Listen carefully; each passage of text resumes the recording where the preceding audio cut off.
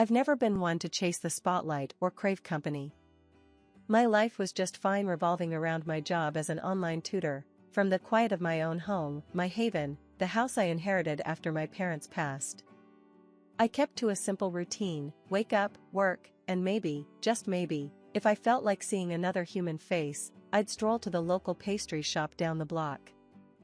The pastry shop was my occasional escape. Mrs. Evelyn, the saleswoman, was the type to know everyone's business, but in a charming sort of way. The shop smelled like cinnamon and sugar, and the bell above the door jingled with a quaint, welcoming sound every time I pushed it open. It was on one of these routine visits that Mrs. Evelyn decided to play matchmaker. As she slid a steaming cup of coffee across the counter, her eyes twinkled like she was onto something. "You know, Tessa, my son's just about your age," she started, arranging the pastries with more vigor than necessary. "Still single too. You should meet him sometime." I laughed it off, stirring cream into my coffee. "Thanks, but I'm all right on my own." "Really?" Mrs. Evelyn shrugged, a mischievous smile on her face. "Well, we'll just see about that." I thought nothing of it until my next visit, when I opened the door to find not just the usual scent of baked goods, but also a new face behind the counter. He was tall, awkward in a charming way, and when he turned around, his smile was immediately disarming. "Hi, Tessa, I'm Jack, Evelyn's son. I think she's mentioned me?" His words caught me off guard. Mentioned him? More like schemed up an entire meet-cute without telling me. "Oh, yeah, she might have said something," I replied, trying not to show my surprise. Jack handed me a blueberry muffin on the house and leaned on the counter. "She thinks she's being slick, setting us up like this. Sorry if it's weird." I couldn't help but laugh. "A bit unexpected, but it's fine. She means well." As he talked about his job and his hobbies, which, surprisingly, included a lot of reading, something we had in common, I found myself genuinely interested. Jack wasn't just some guy his mom wanted to push on a customer, he was actually pretty cool. "Do you come here often then? To get away from the chaos of the world?" he asked, gesturing to the shop. "Yeah, it's my little retreat. Good coffee, better pastries, and now, apparently, decent company," I said with a smirk. Jack grinned, clearly pleased. "Decent? I'll take that as a compliment, coming from someone who'd rather be at home." The conversation flowed easily after that, the initial awkwardness melting away like butter on a hot muffin. By the time I left the shop, phone numbers exchanged and a promise to grab dinner together sometime soon hanging between us, I had to admit, Mrs. Evelyn might have been onto something after all. A year of dating flew by like it was nothing. Jack and I got along easily, slipping into a comfortable routine of shared dinners and late-night talks about everything and nothing. It wasn't long before we were making plans for a wedding, and, not long after that, Jack moved into my house, the same house I grew up in, the one I inherited from my folks. Jack's parents lived just a few blocks away, which at first seemed like a blessing. Having family nearby, I thought, would be nice for a change. Initially, it was all casual visits and pleasant enough dinners. But soon after the wedding, the atmosphere began to change. His mom, Mrs. Evelyn, who had once been the sweet lady from the pastry shop, started showing up more often, and not just for casual visits. Each time she came over, it was like she had a checklist in her head of all the things I was doing wrong. "You know, Tessa, Jack likes his shirts ironed a certain way," she mentioned one afternoon, pulling out a supposedly clean shirt from the closet and examining it like it was evidence in a trial. I tried to keep my cool, biting back any sharp retorts. "I'm usually caught up with my online classes during the day, so sometimes things like that slip my mind," I explained, hoping she'd understand. Mrs. Evelyn sked, shaking her head as she placed the shirt back. "When I was your age, I kept the house spotless and worked part-time at the bakery. It's really about managing your time better." The comment stung, especially coming from her. It was as if the simple, kind woman I met at the shop had been swapped out for a relentless critic. Each visit seemed to have a new complaint: the food was too bland, the floors weren't swept well enough, or I wasn't taking good enough care of Jack. Jack's dad was more on the quiet side, but he had his moments too. "Lunch isn't ready?" he'd grumble, checking his watch dramatically as if he'd been starving for days. "I work from home, yes, but I'm actually working, not just hanging around," I tried to explain, more than once, my voice firm but controlled. They nodded, murmured something about understanding, but the next visit, it'd start all over again. I found myself dreading the sound of the doorbell, knowing it likely meant another critique was coming my way. Despite the growing frustration, I held my tongue. Arguing wouldn't help, I thought. Jack was caught in the middle, trying to smooth things over, telling me his parents just meant well and that maybe they were just set in their ways. "They're from a different time, Tessa, you know? They don't get the whole work-from-home thing," Jack would say, trying to bridge the gap between us. But no matter how much I nodded and smiled, a part of me burned with every sideways comment about my cooking or cleaning. They still live separately, though, I reassured myself after each visit. "It's just a couple of hours a week. I can handle this." One sunny afternoon, I was wrapping up an online session with a student when I heard the sound of a truck pulling up outside. Curious, I peeked through the window and saw Jack helping his parents unload big bags and boxes from a truck that was parked out front. I walked outside, trying to keep my tone light. "Hey, what's all this?" Jack wiped his brow and gave me a sheepish look. Well, it looks like my parents are going to stay with us for a bit." "A bit? What does that mean, Jack?" I asked, my voice rising, despite my attempt to stay calm. "It's just temporary, Tessa," he said quickly, almost tripping over his words. "Their house is being rented out for extra income. They thought it'd be easier to stay here for now." I felt a chill run down my spine. This wasn't just a visit. This was moving in. "Jack, don't we usually talk about big decisions like this?" I asked, my voice tight. Before he could reply, Mrs. Evelyn came bustling over, her voice full of false cheer. "Oh, darling, isn't this wonderful? We'll get to spend so much more time together." I forced a smile. "Mrs. Evelyn, how long are you planning to stay?"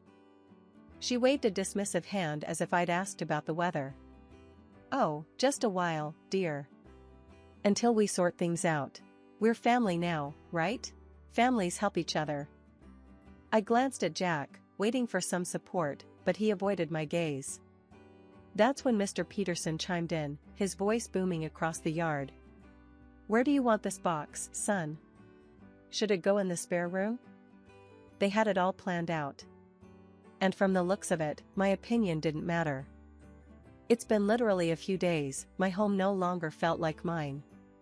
Mrs. Evelyn took over the kitchen, criticizing every meal I made. "You need to add more salt, Tessa. And this meat is all wrong. Jack likes it tender." I clenched my fists, counting to 10 in my head before responding. "I've been cooking for Jack just fine till now, Mrs. Evelyn." She sked and shook her head, muttering about young people not knowing how to take advice. Then there were the comments about the house. "You really should clean more often," Mrs. Evelyn would say, running her finger along a shelf and inspecting the dust. "In my house, you could eat off the floors." Jack, for his part, was stuck in the middle. He'd come home from work to find us at odds and sigh. "Can't you two just get along? She's trying to help." By taking over our lives? I'd shoot back, frustration boiling over. Every day was a struggle. I felt like I was losing bits of my home and myself with each passing moment. The tension was palpable, the air thick with unspoken words and stifled anger. I loved Jack, but living with his parents under my roof, with their constant critiques and disregard for my boundaries, was becoming unbearable. Every day started the same since Jack's parents moved in. The shrill alarm of the old clock they brought with them would pierce the quiet of dawn, signaling the start of what felt like a marathon.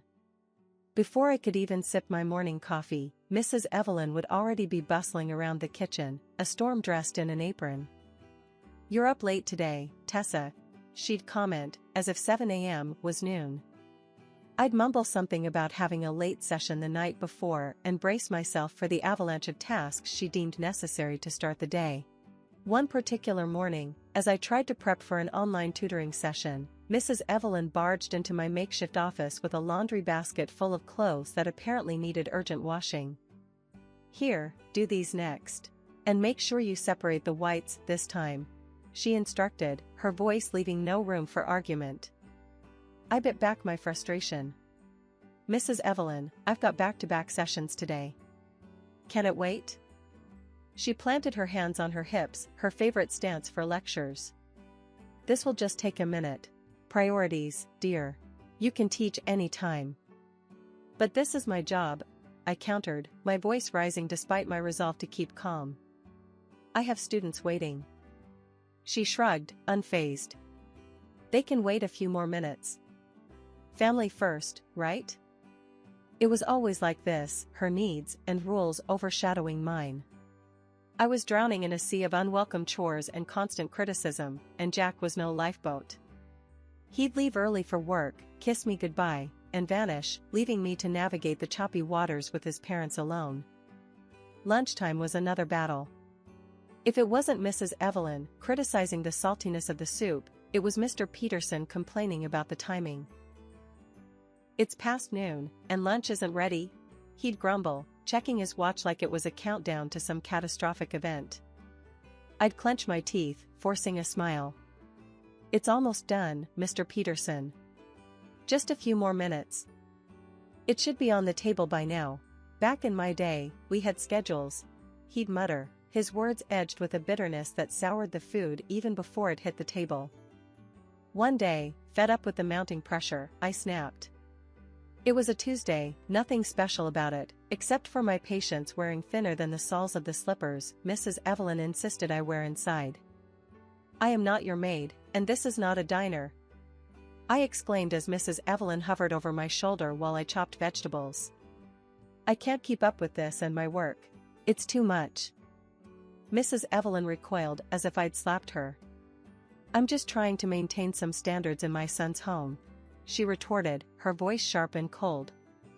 "It's my home too," I shot back, slamming the knife down on the cutting board. "And I can't do everything around here. I'm working, too, remember?" Jack walked in right then, his timing as impeccable as ever. "What's going on here?" he asked, looking from his flustered mother to me. I shook my head, too weary to explain again. "Ask your mother," I said, leaving the kitchen and the mounting pile of grievances behind. Everything took a sharp turn downhill when Mrs. Evelyn decided to quit her job at the bakery. She said she was tired and figured she'd be more use around the house helping out. If only that were true. Instead, her idea of helping was bursting into my home office during an online tutoring session and yelling that it was time to start cooking dinner. It was mortifying. "Are you going to start on dinner, Tessa? It's getting late, and we're all hungry," she bellowed one afternoon, not caring that my microphone was on and my students could hear every word. I muted the mic, cheeks burning with embarrassment. "Mrs. Evelyn, I'm still working. Can we talk about this later?" But she just waved her hand dismissively and walked out, leaving me to apologize to my students and try to regain my professional composure. Then there was Mr. Peterson, who seemed to think I just played on the computer all day. "I don't see why you're always so busy," he'd grumble. "Looks to me like you're just tapping away at games." "It's not games, it's my job," I'd snap back, sharper than I intended. "This is how I earn our living now." That's right, our living. Because 3 months into this new family arrangement, Jack came home in the middle of the day, looking like he'd lost a fight. "I got laid off, Tessa," he confessed in a hushed tone, checking to make sure his parents weren't around. "Please don't tell my folks yet, I don't want to worry them." So there I was, the only one bringing in any money, trying to cover all our expenses on just my tutor's salary. Bills piled up, and there was never enough to go around. Groceries, utilities, everything cost more with 4 adults in the house. One evening, I sat down with Jack and his parents to try to address the elephant in the room. "We need to talk about finances," I started, my hands clenched in my lap to stop them from shaking. I'm the only one earning right now, and we're struggling to keep up with the bills. Mrs. Evelyn and Mr. Peterson looked at each other, then back at me. But Jack's working. He can cover it, Mrs. Evelyn said, her voice full of misplaced confidence. Jack shifted uncomfortably beside me. Actually, Mom, that's not true. I lost my job. The room went silent. Mr. Peterson coughed. You what? Why didn't you tell us? I didn't want to upset you, Jack mumbled, staring at his hands. I took a deep breath and plunged ahead. We can't cover everything on my salary alone. I was thinking maybe you could help out, contribute half the rent of your house to the family budget? Their reaction was as if I'd suggested something outrageous. Mrs. Evelyn's eyes narrowed. Why should we? You have a job. You should be able to handle it. Jack always took care of things before. I was at my breaking point. But I can't now. It's too much, and I need help. Jack put a hand on my shoulder. Maybe just give me some time to find a new job, okay? I'll sort it out. I nodded, more out of exhaustion than agreement. Every day felt like wading through quicksand. The harder I worked, the deeper we sank into debt. It was during one of our usual tense dinners when Mrs. Evelyn casually threw out their latest extravagant plan. She waved a glossy travel brochure at me, her eyes glinting with excitement. We're planning a little getaway, 2 weeks in Spain. So, darling, would you prefer a scarf or a shell as a souvenir? I stared at her, my fork halfway to my mouth, completely thrown off. A vacation? Now? Oh yes, she gushed, her enthusiasm undimmed. And we were wondering if you could chip in a little. Just $2,000 for some pocket money. It's nothing too much, right? I slammed my fork down, my patience finally snapping. Where's all this money coming from? You spend on restaurants, clothes, now a vacation. And you haven't contributed a dime to the house expenses. How can you even ask for more money? Jack's face paled, and Mr. Peterson shifted uncomfortably in his seat, but Mrs. Evelyn just plowed ahead, oblivious. Oh, we've been saving up, and a little help from family isn't too much to ask, is it? Saving? By leeching off us? I shot back, my voice rising. You don't pay for groceries, rent, nothing. And you still expect me to fund your trips? Jack tried to interject, his voice tight. Let's calm down and talk this. No, I'm done talking, I interrupted, pushing back from the table. You barge into my office, disrupt my work, and have the audacity to call this help? I have no space, no privacy. How is this a family? Mrs. Evelyn's face crumpled, and she burst into theatrical tears.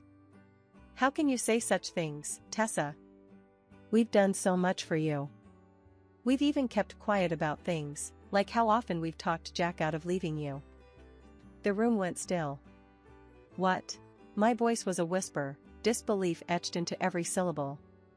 Jack, is that true? Jack looked down, his face flushed with shame or anger, I couldn't tell. Mom, what are you talking about? But Mrs. Evelyn, clutching her chest, diverted the crisis. Oh, my heart. This stress isn't good for me. Could you get my pills from upstairs, dear? I stormed out of the room, my mind racing. Halfway up the stairs, I paused. Wait, what were the pills called again? I turned back, heading towards the dining room to ask, but stopped short when I heard Jack's hushed voice through the slightly ajar door.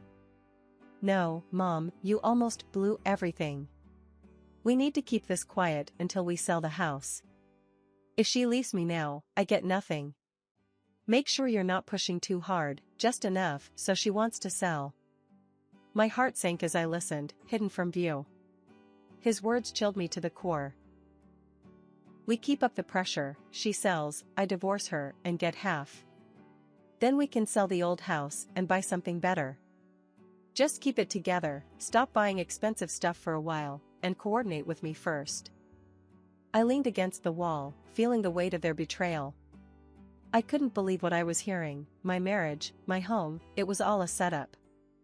Taking deep breaths, I composed myself and walked back into the dining room. Mrs. Evelyn was wiping her eyes, miraculously recovered. I forgot to ask, "What's the name of your medicine?" She smiled sweetly, a stark contrast to her earlier performance. "Oh, it's nothing, Tessa. I'm feeling much better now. Thank you." As I sat back down, I knew I had to play along. They didn't know that I knew, and I needed to keep it that way. Inside, I was reeling, but outwardly, I was calm. I needed a plan, and until then, I had to keep my cards close to my chest. The next morning, I woke up with a plan crystal clear in my mind. I canceled all my classes for the day, a first since I started tutoring online. I drove to the lawyer's office, my hands slightly trembling as I gripped the steering wheel.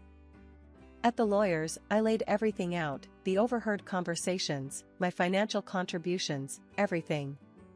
The lawyer was meticulous, making sure that the divorce papers were ironclad, especially regarding the ownership of the house and my assets. "They won't see a cent of your property," he assured me, his voice firm and resolute. When I returned home, the atmosphere was stifling. Jack and his parents were in the living room, an air of impatient waiting hanging over them. As soon as I walked in, Mrs. Evelyn erupted. "Where have you been all day? You couldn't even bother to make dinner before leaving?" Her voice was shrill, echoing off the walls. I stood at the entrance, my resolve hardening. "I'm done cooking. And I'm done tolerating disrespect in my own house," I replied, my voice calm but ice cold. Jack stood up, his expression a mix of frustration and a poorly masked desperation. "Maybe it's best if we just sell the house and find somewhere else to go. Start fresh, you know, without my parents?" He was playing his part, thinking he was steering the conversation towards his goal. His parents froze, their faces a picture of greedy anticipation. But I couldn't help but laugh, a short, humorless sound that bounced sharply around the room. "Sell the house? Oh, Jack, I know about everything. Your plans with your parents. It's over." I pulled the divorce papers from my bag and slapped them down on the coffee table in front of him. "Here are the divorce papers. I want you and your parents out of my house immediately." The room erupted. Jack's face turned a deep red, his eyes wide in shock. Mrs. Evelyn began to sob dramatically, while Mr. Peterson stood up, his body tense with anger. "You can't do this to us, we're family." "That's no family of mine," I shot back. "You tried to cheat me out of my home, my security. It's done." Jack made a move as if to argue, but I cut him off. "I have recordings of your plans. My lawyer is fully aware of everything. Leave, or I will call the police." They gathered their things, Mrs. Evelyn wailing the entire time, while Mr. Peterson muttered curses under his breath. Jack looked defeated, the reality of his situation finally dawning on him as he realized the game was up. The next few weeks were a blur of activity. I threw myself into revamping the house, turning it back into the sanctuary it had been before. Each room was cleansed of any remnants of the past months, every cushion, every piece of linen that held any trace of them was replaced. One afternoon, while rearranging the living room, my phone buzzed. It was a call from Emma, a friend I hadn't spoken to in months, too embarrassed to tell anyone about the mess my life had become. "Hey, Tessa, I heard about the divorce," Emma's voice came through, tinged with concern. "How are you holding up?" I paused, paintbrush in hand, looking around at the half-finished room. "I'm okay, Emma. Actually, I'm better than okay. I'm starting something new. I'm expanding my online tutoring into a full-blown virtual academy. Planning to offer courses worldwide." We chatted a bit more, and after hanging up, I felt a renewed sense of purpose. My life was truly my own again, and I was going to make something incredible out of it. Days turned into weeks, and my project began to take shape. I hired a small team, working tirelessly to build a platform that wasn't just about learning, but about connecting people across the globe. The response was overwhelming. Students from different countries signed up, eager to be part of a community that promised more than just education. Several weeks later, Mrs. Evelyn called me. The house they had rented out burned down due to faulty electrical wiring, a disaster exacerbated by her failure to renew their insurance on time. "Can we stay with you, just for a little while? We have nowhere to go," she pleaded over the phone. The pause was brief. "No, Mrs. Evelyn," I replied firmly. "We are strangers now. I wish you the best." Hanging up, I felt a twinge of something, a remnant of the bond one thought we had. But stronger than that was the conviction in my own voice, the certainty in my choice.